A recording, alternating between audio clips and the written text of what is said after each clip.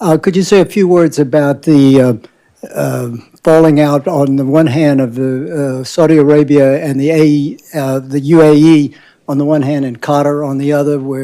Are you moving toward a resolution of that situation? It's not a falling out. It's just we don't want to have anything to do with them. The Qataris, since the mid-90s, have been sponsoring radicals. They have been inciting people. They have become a base for the leadership for the Muslim Brotherhood, and the Muslim Brotherhood, you have to keep in mind, is what begot us Takfir and Hijrah, which begot us Al-Qaeda, which begot us Al-Nusra. The Qataris allow their senior religious clerics to go on television and justify suicide bombings. That's not acceptable. The Qataris harbor and shelter terrorists. That's not acceptable. And Nashri, the head of Al-Qaeda in the Arabian Peninsula in 2000, entered Saudi Arabia on a Qatari passport. We captured Al-Qaeda types coming into Saudi Arabia with Qatari passports. The Qataris know this. The Americans know this. The world knows this.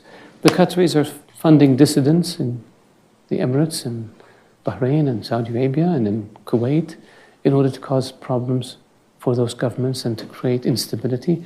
Why would you do this?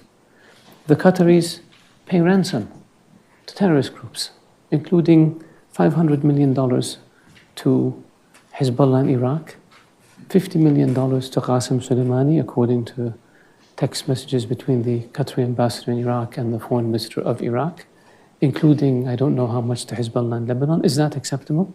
If we gave $1 to Hezbollah in Iraq, we'd be sued in a court down the street. And so the Qataris use their media platforms to spread hate. The Qataris send weapons to Al-Qaeda affiliated militias in Libya. The Qatari Emir was conniving with Gaddafi on how to overthrow Saudi Arabia. The Qataris connected Gaddafi with a Saudi dissident in London who they fund, who connected the Libyans with a group in Mecca with the objective of assassinating the then Crown Prince, later King of Saudi Arabia.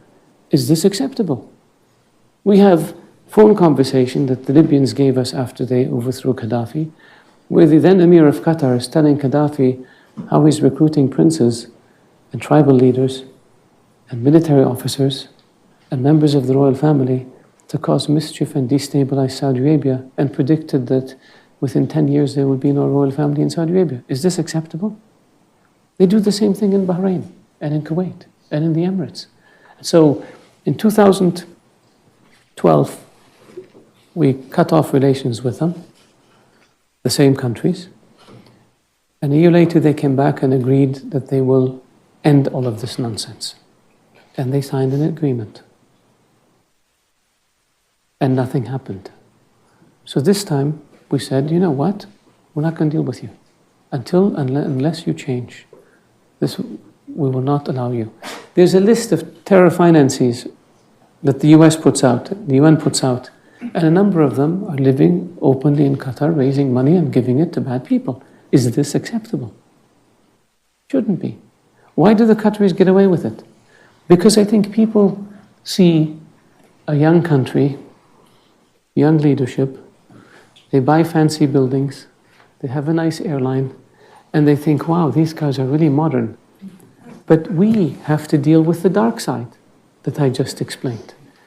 And so that's why we said, unless you change, we're not going to deal with you. Now, what happened since we took this action? They signed an MOU with the US on terror financing that they had refused to sign before. They changed their laws to allow the introduction of evidence provided by a foreign government. They reduced their support for Hamas, which opened the door for reconciliation among the Palestinians. All of these are good things. Now we're waiting for them to continue to implement all the things that they promised to implement. They refuse to engage in a dialogue about implementing these issues, and we refuse to talk to them. And so for us, and we've said this to them, We've taken the steps that we took.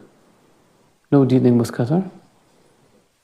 You can't overfly airspace. You can't import things from our market. We will not, the military cooperation is still ongoing because that's a GCC issue, and with the US, so we do that. But the other stuff is all frozen until they change. And I hope they change.